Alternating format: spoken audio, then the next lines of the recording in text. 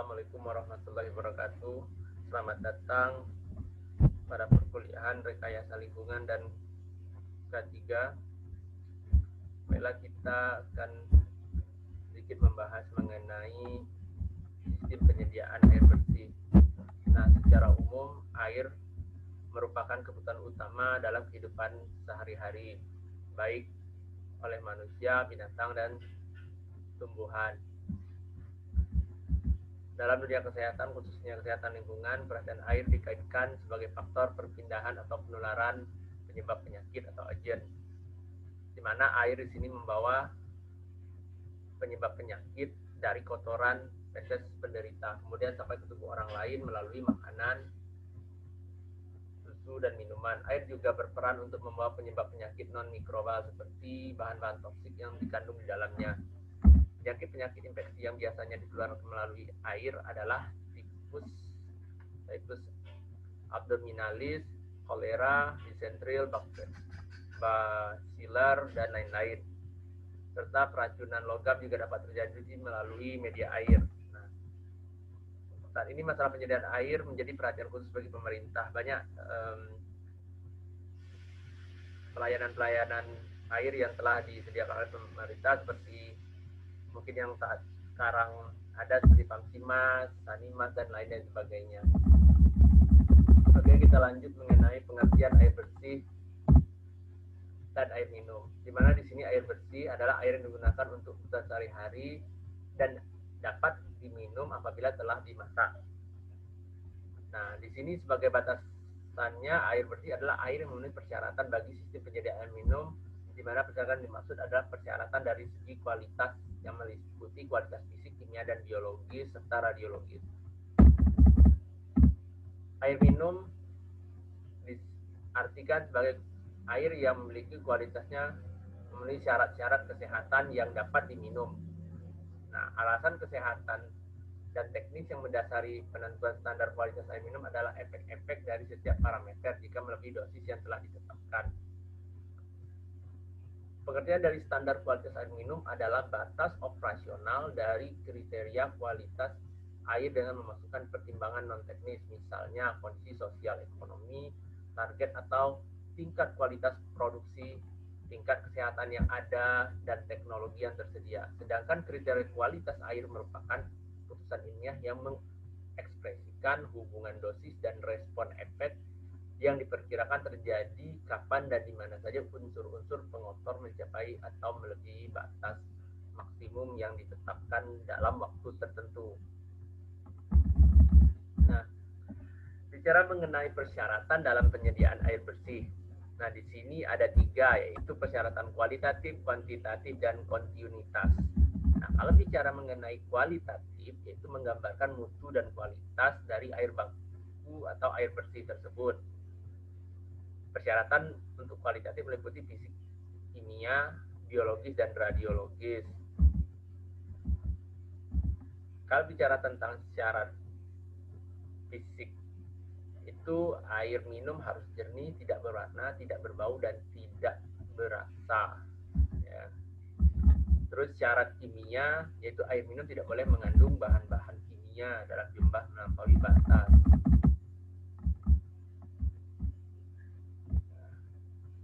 Terus selanjutnya syarat bakteriologis atau mikrobiologis. Air minum tidak boleh mengandung kuman-kuman patogen dan parasitik seperti kuman-kuman tipes, kolera, disentril, dan gastroenteritis. Karena apabila bakteri patogen dijumpai pada air minum, maka akan mengganggu kesehatan atau timbul penyakit. Nah, untuk mengetahui adanya bakteri patogen dapat dilakukan dengan pengamatan terhadap ada tidaknya bakteri E. coli yang merupakan bakteri indikator pencemaran air. Ini butuh pengujian melalui lab. Oke, selanjutnya syarat-syarat radiologis, di mana air minum tidak boleh mengandung zat yang menghasilkan bahan-bahan yang mengandung radioaktif seperti sinar alfa, beta, dan gamma. Nah, persyaratan kuantitatif itu persyaratan dalam penyediaan air bersih adalah ditinjau dari banyaknya air baku yang tersedia. Artinya kuantitatif berarti kualitas, kuanti jumlah ya. Artinya air baku tersebut dapat digunakan untuk memenuhi kebutuhan sesuai dengan jumlah penduduk yang akan dilayani. Nah, ini terkait dengan ketersediaan air ini. Oke, selain itu jumlah air yang dibutuhkan sangat tergantung pada tingkat kemajuan teknologi dan sosial ekonomi masyarakat setempat. Sebagai contoh, negara yang telah maju memerlukan air bersih yang lebih banyak dibanding dengan masyarakat negara-negara berkembang. Nah, sekarang kita bicara lagi tentang persyaratan kontinuitas. Kontinuitas, oke, kalau tadi kita bicara kuantitatif, bahwa kalau kuantitatif itu terhadap jumlah, sedangkan kontinuitas itu untuk penyediaan air bersih sangat erat hubungannya dengan kuantitas air yang tersedia, yaitu air baku yang ada di alam. Artinya kontinuitas di sini adalah bahwa air bersih tersebut dapat diambil terus-menerus dengan fluktuasi debit yang relatif tetap baik pada musim kemarau maupun musim hujan. Artinya bisa terus-meneruskah air ini kita ambil gitu kan. Oke, selanjutnya kita masuk kepada sistem penyediaan air bersih, sumber atau asal air baku utama. Nah, sumber atau asal air baku ini harus diperhatikan dengan persyaratan utama yang meliputi kualitas, kuantitas, dan kontinuitas, dan biaya yang murah dalam proses pengambilan. Di sini ada beberapa sumber air baku yang dapat digunakan untuk penyediaan air bersih. Itu dikelompokkan sebagai berikut: air hujan, air permukaan, air tanah, mata air. Nah, secara singkat kita dapat simpulkan di sini, jika kalau sumber air hujan itu kualitasnya sedikit terpolusi oleh polutan pencemar udara, sedangkan kuantitasnya tidak memenuhi atau untuk persediaan umum tidak bisa karena ada waktunya. Kalau kontinuitas tidak dapat diteruskan menerus untuk diambil. Kalau harga murah karena cukup ditampung. Sedangkan air permukaan di sini kualitas tidak baik karena tercemar, kuantitas mencukupi, kontinuitas dapat diambil terus-menerus, harga relatif mahal. Nah, sedangkan untuk sumber air tanah dangkal itu kurang dari 10 meter. Kalau kurang dari 10 meter itu terpolusi, relatif kuantitas relatif cukup, kontinuitas pengambilan dibatasi berakibatkan intrusi air laut, relatif murah. Nah, sedangkan air tanah dalam, kalau air tanah dangkal itu seperti, kalau ambil contoh seperti sumur tradisional yang mungkin di daerah-daerah dataran rendah itu cukup gampang air untuk mudah diambil airnya.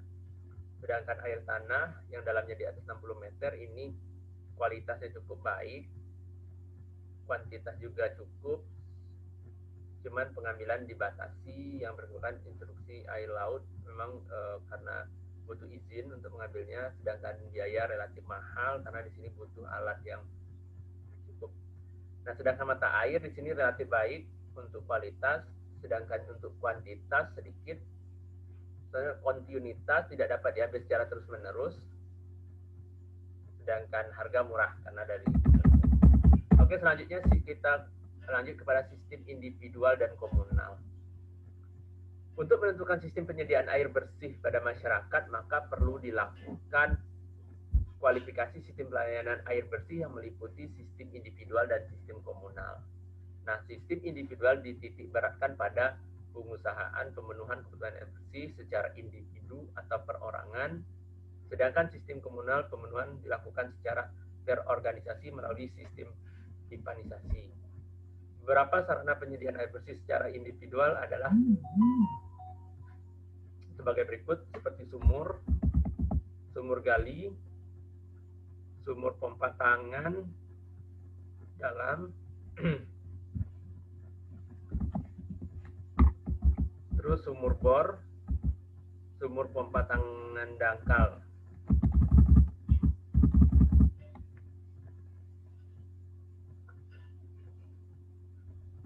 Kalau sumur gali mungkin sering digunakan. Kalau sumur pompa tangan dalam, ada sumur yang dibuat dengan kedalaman pipa 30 meter ke dalam muka air lebih dari 7 meter dan dapat dipergunakan untuk melayani kebutuhan beberapa keluarga. Kontaminasi air sumur dapat berasal dari sumber pencemaran di sekitarnya dan di permukaan tanah di mana pompa ditanam. Sumur bor adalah sumur yang dibuat dengan bantuan auger kedalaman minimum 100 meter. Sumur pompa tangan dangkal adalah sumur yang dibuat dengan kedalaman pipa maksimum 18 meter dan sesuai untuk kedalaman muka air lebih kecil dari 7 meter. Nah, di sini selanjutnya bak penampungan air hujan. Pada daerah-daerah tertentu yang tidak atau sedikit memiliki sumber air hujan dimanfaatkan untuk persediaan air bersih serta untuk keperluan sehari-hari. Tapi juga persediaan air bersih pada waktu musim kemarau untuk menyimpan air hujan ditampung dalam suatu bejana atau bak penampung air hujan. Bak penampung air hujan ini juga digunakan penyediaan air bersih secara komunal, ya, secara menyeluruh.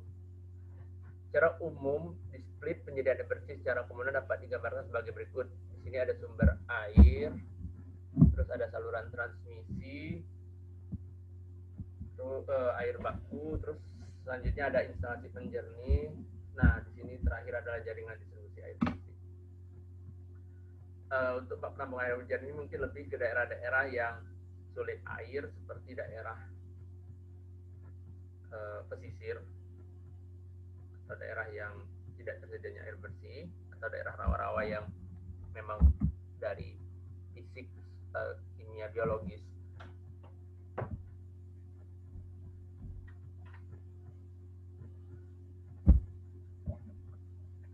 Nah, di sini selanjutnya beberapa sistem air bersih secara komunal juga bisa melalui PDAM atau melalui Pamsimas, terus pembangunan hidran umum dan keran umum. Nah, ini juga ada perlindungan mata air.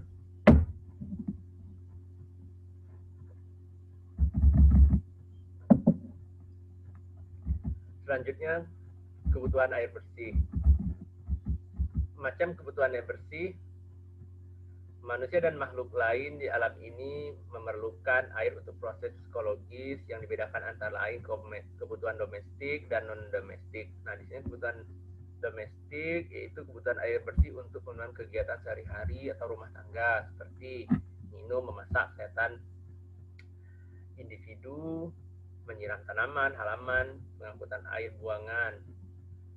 Kalau untuk non-domestik yaitu beberapa kebutuhan institusional adalah kebutuhan air bersih untuk kegiatan perkantoran, tempat pendidikan, sekolah.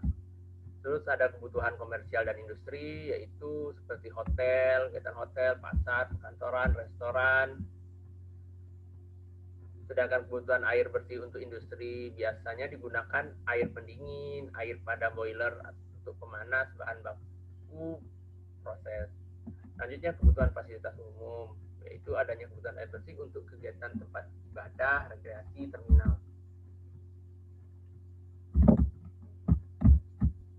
Tadi adalah macam kebutuhan air bersih. Selanjutnya penentuan kebutuhan air bersih. Nah, di sini ada perhitungan proyeksi penduduk. Ada metode proyeksi penduduk yang digunakan dalam perencanaan sistem penyediaan air bersih sebagai berikut. Metode rata-rata aritmatik, di mana PT sama dengan jumlah penduduk tahun ke-0 ditambah rata-rata pertumbuhan penduduk plus 1 dikurang jumlah penduduk pada tahun ke-N. Ya. Kalau menggunakan metode geometrik, metode ini banyak dipakai karena mudah dan mendekati kebenaran, di mana PT jumlah penduduk tahun proyeksi sama dengan jumlah penduduk tahun yang diketahui kali dengan 1 plus persen pertambahan penduduk tiap tahun. Ya, N adalah tahun proyeksi. Nanti ada metode pertumbuhan seragam. pertumbuhan penduduk dari dekade ke dekade adalah konstan didasarkan pada proses pertumbuhan rata-rata. Metode hanya cocok bagi kota yang relatif muda dengan pertumbuhan penduduk yang cepat. Selanjutnya ada metode selisih pertumbuhan, yaitu jumlah penduduk saat ini ditambah dengan rata-rata pertambahan penduduk dalam 10 tahun dan rata-rata selisih pertambahan. Selanjutnya ada metode grafis, yaitu rentang grafis populasi. Proyeksi penduduk dihitung dengan menggunakan kurva. Terus selanjutnya plotting antara waktu tahun dengan populasi. Dari data yang dikumpulkan dan terbentuk kurva, kemudian direntang ke depan sesuai dengan bentuk meter kurva. Lalu akan diperoleh populasi dari tahun yang diinginkan. Dan C, penentuan fluktuasi debit air yang dibutuhkan. Nah, pada umumnya kebutuhan air masyarakat tidaklah konstan, tetapi berfluktuasi dengan adanya perubahan musim dan aktivitas manusia. Karena ini berubah-ubah. Pada hari tertentu setiap minggu, bulan, dan tahun akan terdapat pemakaian air yang lebih besar daripada kebutuhan rata-rata per hari. Pemakaian air tersebut disebut pemakaian hari maksimum. Nah, demikian. Pada jam-jam tertentu di dalam satu hari, pagi, sore, pemakaian air akan memuncak lebih besar daripada kebutuhan rata-rata per hari. Pemakaian air tersebut disebut dengan pemakaian jam puncak. Nah, ini perlu diperhatikan karena kita berbicaranya harus ambil yang posisi maksimum agar ketersediaan kebutuhan air terpenuhi. Besarnya pemakaian air hari maksimum dan jam puncak dapat ditentukan dengan mengalihkan pemakaian air rata-rata per hari dengan faktor pemakaian hari maksimum dan jam puncak. Banyak faktor yang mempengaruhi fluktuasi pemakaian air per jam. Untuk mendapatkan data fluktuasi pemakaian air per jam secara tepat untuk keperluan perencanaan bangunan pengolahan air bersih, maka data yang ditempuh umumnya adalah dengan membandingkan kota atau daerah yang direncanakan dengan kota atau daerah yang telah direncanakan atau telah mempunyai data fluktuasi pemakaian air jam per jam. Tentunya dalam hal ini dicari kota-kota yang sedikit mungkin berbeda kondisinya atau aktivitas masyarakatnya. Misalnya kota Malang dengan kota Bandung. Makin banyak penduduk dan aktivitas yang dilayani, maka makin kecil faktor hari maksimum atau jam puncaknya. Karena aktivitas penduduk sepanjang hari akan cenderung membutuhkan air bersih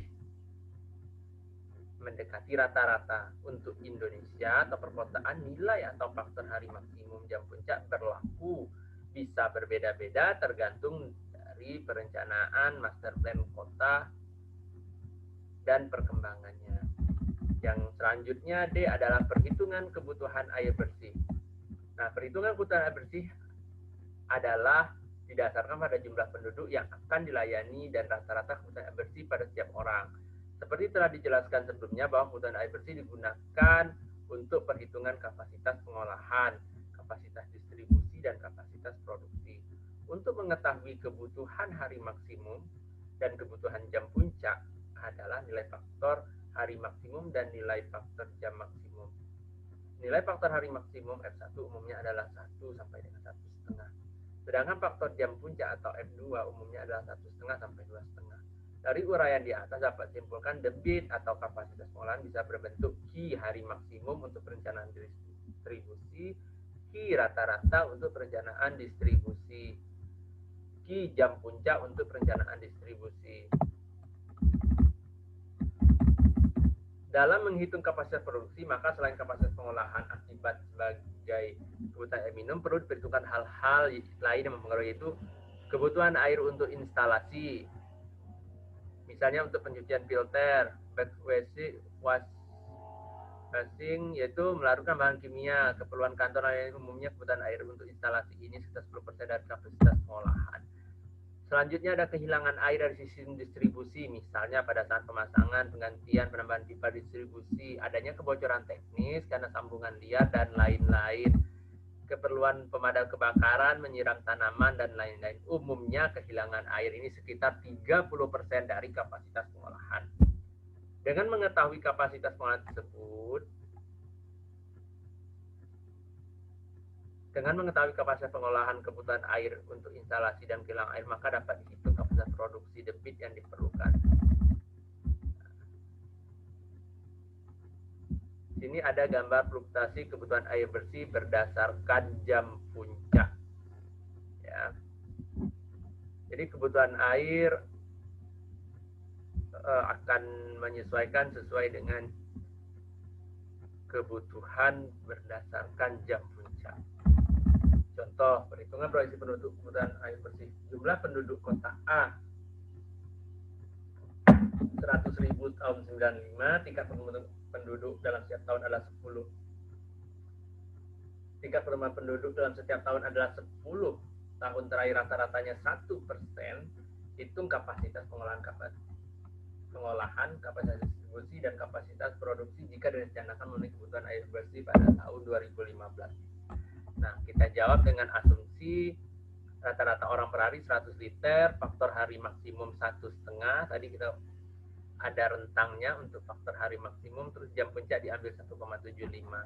Nah, setelah kita melakukan proyeksi dengan memasukkan nilai kebutuhan air bersih rata-rata dengan memasukkan jumlah penduduk, terus selanjutnya tingkat pertumbuhan rata-rata untuk 10 tahun. Jadi kita dapat proyeksinya sebesar 110,463 jiwa. Nah, itu tingkat pertumbuhan penduduk. Jadi kebutuhan air bersih sama dengan jumlah penduduk dikali dengan kebutuhan air rata-rata. Maka didapatlah 127,85 liter per detik. Ya. Kapasitas pengolahan atau kebutuhan air maksimum yaitu kebutuhan air bersih dikali faktor hari maksimum. Hari maksimum tadi 1,5, 1,5 ya, faktor hari maksimum. Nah, selanjutnya ada kapasitas distribusi, yaitu kebutuhan jam puncak. Kalau bicara kebutuhan jam puncak, berarti kebutuhan air bersih dikali faktor jam puncak, maka didapatlah 223,74 liter per detik.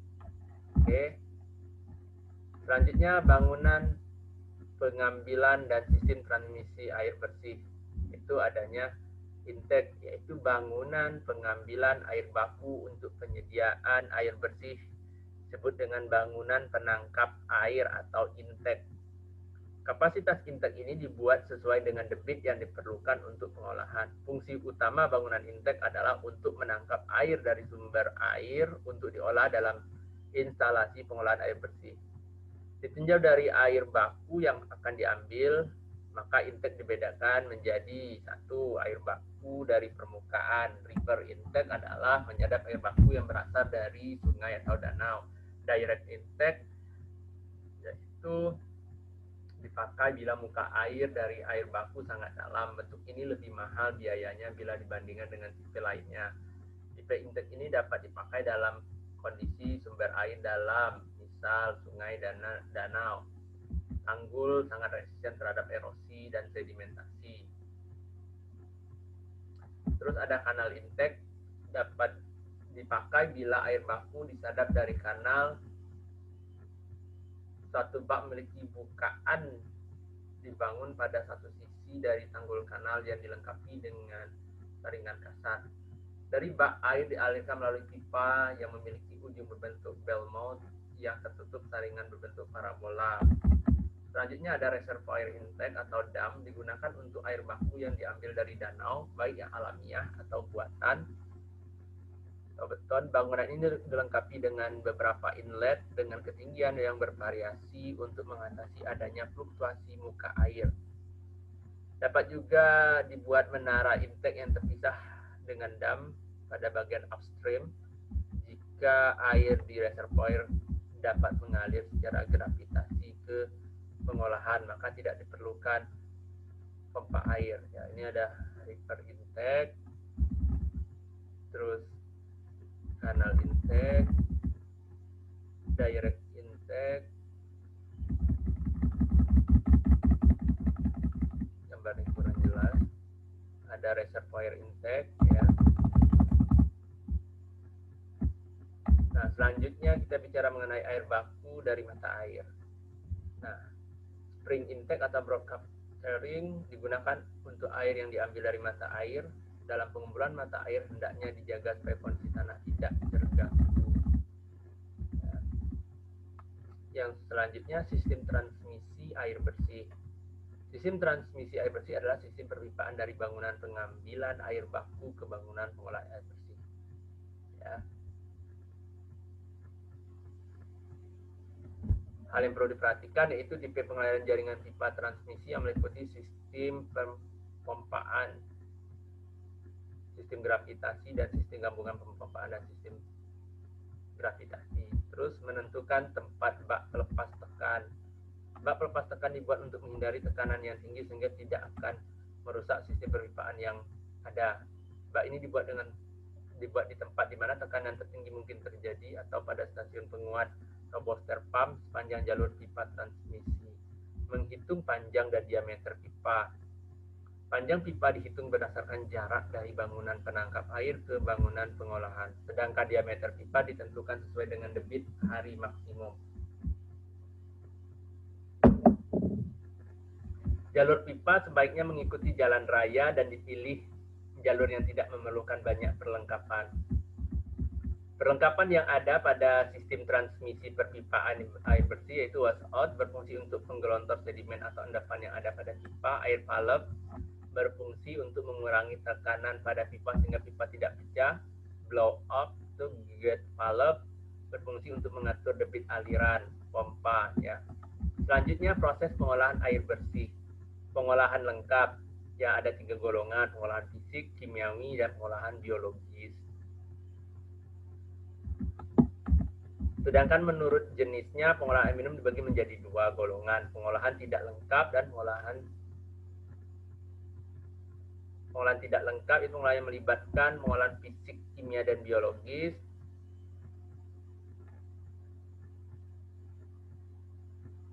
Sedangkan pengolahan lengkap yaitu pengolahan yang hanya melibatkan salah satu atau 2 dibagi menjadi 2 golongan yaitu pengolahan lengkap yaitu pengolahan yang melibatkan pengolahan fisik, kimia, dan biologis. Yang pengolahan tidak lengkap yaitu pengolahan yang hanya melibatkan salah satu atau 2 di antara proses pengolahan fisik, kimia, dan biologis. Secara umum kita membedakan proses pengolahan air bersih atas pengolahan air permukaan, pengolahan lengkap, dan pengolahan air tanah, pengolahan tak lengkap. Jadi kalau pengolahan lengkap ini lebih kepada pengolahan air permukaan karena air permukaan itu banyak mengandung pencemaran, sedangkan untuk pengolahan air tanah tadi kita bicara mengenai sumur, ada sumur yang dalam di bawah di atas 60 meter. Itu pengolahan tidak mesti pengolahan lengkap karena sedikit terjadinya pencemaran. Di sini ada pengolahan air permukaan. Proses pengolahan air permukaan misalnya sungai adalah proses pengolahan lengkap. Adapun bangunan pengolahan diperlukan yaitu bangunan penangkap air atau intake, terus bangunan penangkapan dan bangunan penenang dan bak pembagi. Ini untuk berfungsi untuk menenangkan air baku jika digunakan pemompaan pada bangunan sadap intake. Baik pembagi berfungsi untuk membagi air dengan menggunakan lebih dari 1 unit bangunan. Di sini ada bangunan prasedimen. Bangunan prasedimentasi yang berfungsi untuk proses pengendapan partikel dikrit seperti pasir, lempung, dan zat-zat padat lainnya yang bisa mengendap secara gravitasi. Terus adanya bangunan pengaduk cepat atau rapid mixing berfungsi sebagai proses pencampuran koagulasi dengan air baku sehingga terjadi proses koagulasi. Itu dimaksud sini melakukan bahan kimia dan atau koagulasi membuat homogen campuran mendorong terbentuknya partikel yang berbentuk vlog. Bangunan pengaduk lambat atau slow mixing yaitu berfungsi terbentuknya vlog-vlog di mana proses disebut dengan proses flokkulasi. Pada bak pengaduk lambat, vlog-vlog yang terbentuk pada bak pengaduk cepat yang telah terbentuk akan bergabung membentuk vlog-vlog yang lebih besar dan akhirnya mengendap secara gravitasi. Bangunan sedimentasi berfungsi sebagai tempat proses mengendapnya partikel flokulen atau vlog-vlog dari bak flokulasi. Selanjutnya bangunan filtrasi, yaitu proses penyaringan butir-butir yang tidak ikut terendap pada bak sedimentasi sebagai fungsi penyaring mikroorganisme atau bakteri yang ikut larut dalam air. Terus unit pembubuhan bahan kimia berfungsi untuk tempat melarutkan bahan-bahan kimia yang membubuhkan ke bangunan pengolahan. Untuk pembubuhan bahan kimia ini diantaranya adalah berfungsi sebagai bak pembubuhan desinfektan, yaitu klor C12 sebagai kaporit CaO3, desinfektan selain guna untuk membunuh mikroorganisme patogen dapat dimaksudkan sebagai mengoksidasi zat organik, mengurangi bau, mencegah berkembang biaknya bakteri. Di sini pemilihan klor sebagai desinfektan adalah karena mudah tersedia dan mudah penanganannya, biaya investasi dan operasi mudah dan lebih aman. Selain klor dapat digunakan jenis disinfeksi yang lain, yaitu biasanya dengan pemanasan, biasanya dilakukan terbatas pada skala kecil, yaitu rumah tangga. Sinar ultraviolet tidak sempurna karena timbul endapan, getaran ultrasonik. Selanjutnya ozon tidak bersifat karsinogenik, tapi harganya mahal. Selanjutnya adanya bangunan reservoir yang berfungsi tempat penampungan air sebelum didistribusikan, ya, pada instalasi, biasanya ada bentuk bak besar. Selanjutnya pengolahan air tanah. Ini pengolahan air baku yang melalui air tanah, yaitu prosesnya tidak selengkap melalui air permukaan, karena di sini untuk menghilangkan kesadahan penambahan kapur dan soda, sehingga bangunan yang diperlukan adalah bak pengaduk cepat, flokulator, bak pengendap di samping bak dekarbonasi untuk penambahan CO2 dan seterusnya. Beberapa alternatif proses pengolahan air baku air tanah adalah berbentuk air tanah yang sifatnya aerobik, yaitu kualitas atau kandungan bahan kimia yang ditemui masih memenuhi persyaratan, tapi sedikit bersifat asam sehingga diperlukan pengolahan terhadap kadar pH agar pH menjadi naik. Karena kalau misalnya di bawah 6 berarti asam. Ya. Air tanah yang sifatnya anaerobik biasanya mengandung unsur-unsur besi, mangan, amonia, H2S. Sistemnya sesuai adalah aerasi yang berfungsi untuk mendapatkan oksigen, meremove H2S, CH4, dan mereduksi konsentrasi CO2. Selanjutnya sistem distribusi air bersih. Nah, definisi sistem distribusi air bersih yaitu pembagian air melalui sistem perpipaan dari bangunan pengolahan reservoir ke daerah pelayanan atau konsumen. Dalam perencanaan sistem distribusi air bersih ada beberapa faktor yang perlu diperhatikan, yaitu daerah layanan dan jumlah penduduk yang akan dilayani, yang meliputi wilayah ibu kota kecamatan atau wilayah kabupaten. Jumlah penduduk yang dilayani tergantung kebutuhan, minat atau kemampuan dari tingkat sosial ekonomi masyarakat, sehingga dalam satu daerah layanan belum tentu semua penduduk terlayani. Selanjutnya, kebutuhan air. Kebutuhan air adalah debit air yang disediakan dan didistribusikan di daerah pelayanan. Selanjutnya, ketiga, letak topografi daerah layanan yang akan menentukan sistem jaringan dan pola aliran yang sesuai. 4. Jenis sambungan sistem. Jenis sambungan dalam sistem distribusi air bersih dibedakan menjadi sambungan halaman, sambungan rumah, hidran umum, terminal air, keran air. Selanjutnya, pipa distribusi. Pipa distribusi yaitu yang membawa air ke konsumen yang terdiri dari pipa induk, pipa cabang, dan pipa dinas. Tipe pengaliran. Di sini tipe pengaliran sistem distribusi air bersih meliputi aliran gravitasi dan aliran secara pemompaan. Nah, kalau gravitasi otomatis dari posisi yang tinggi ke posisi yang rendah.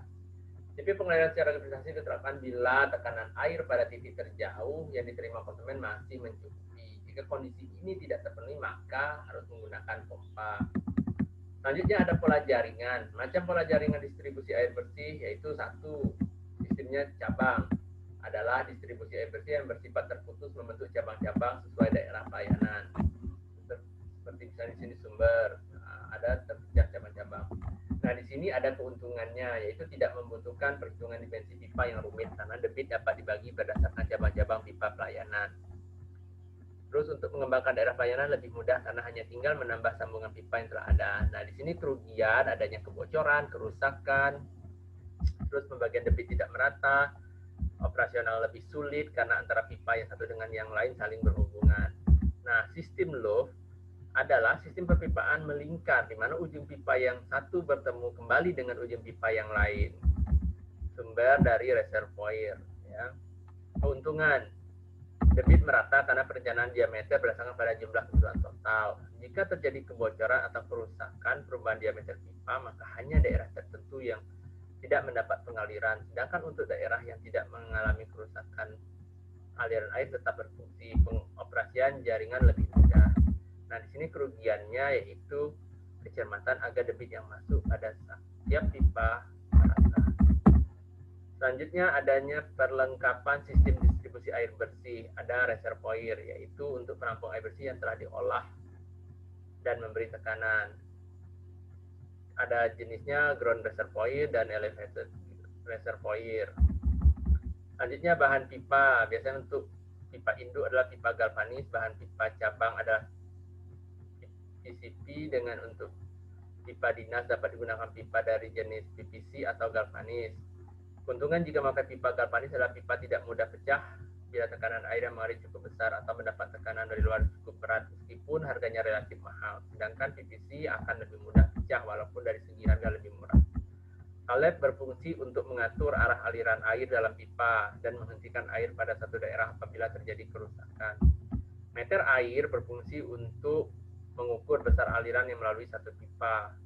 Flow restrictor yaitu berfungsi untuk membatas air baik untuk rumah maupun keran umum agar aliran merata. Nah, di sini ada aksesoris perpipaan, ya. Ada shock yaitu untuk menyambung pipa pada posisi lurus. Jadi shock dibedakan menjadi shock turun yang menghubungkan dua pipa yang mempunyai diameter berbeda. Shock adaptor yang itu menghubungkan dua pipa yang mempunyai tipe yang berbeda, misalnya PVC dan PE. Sedangkan ada lagi flange berfungsi untuk menyambung pipa. Water mold dan nipple berfungsi untuk menyambung pipa dalam posisi lurus. Penyambung dibulk yaitu khusus dipakai penyambung pipa asbestos semen.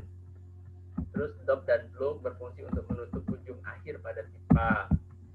Band untuk berfungsi menyambung pipa yang posisinya membentuk sudut satu sama lainnya. Sudut band yang tersedia 9 derajat, 45 derajat. T. Nah, untuk menyambung pipa bila ada penyambangan tiga pipa yang saling tegak lurus.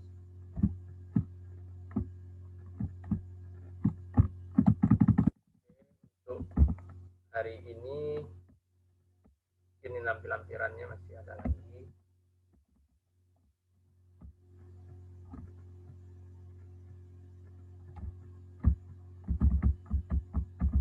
Ini lebih jelas nanti bisa dilihat di tabel. Selanjutnya ada deteksi kebocoran. Dalam perencanaan sistem distribusi air bersih tidak menutup kemungkinan terjadinya kebocoran atau kehilangan air. Kehilangan air atau didefinisikan sebagai jumlah air yang hilang akibat pemasangan sambungan, terkenanya tekanan dari luar sehingga menyebabkan pipa retak atau pecah. Terus penyambungan liar.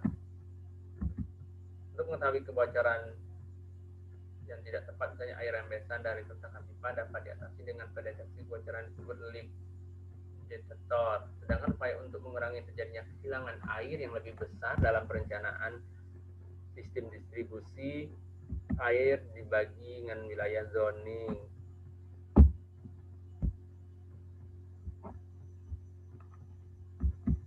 Untuk memudahkan pengontrolan kebocoran pipa dan pemasangan meteran air. Oke, demikian materi yang dapat saya sampaikan hari ini. Saya ucapkan terima kasih. Harap dipelajari lagi dengan PDF yang sudah saya sampaikan. Saya akhiri dengan wabillahi taufiq wal hidayah. Wassalamualaikum warahmatullahi wabarakatuh.